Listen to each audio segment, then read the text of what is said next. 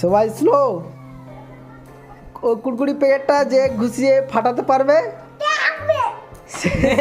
তাকে একটা করে মিষ্টি দেওয়া হবে, আর যে ফাটাতে পারবে নি তাকে আটা মাখানো হবে। রাজি তো?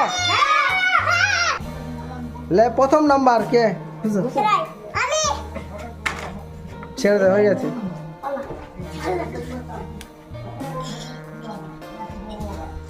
তারপরে কে আছে? আমি সানাউল্লাহ। লে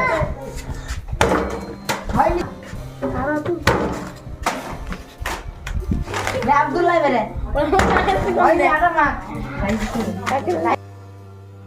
ইসু বেবলা একলা ফাটি দিস।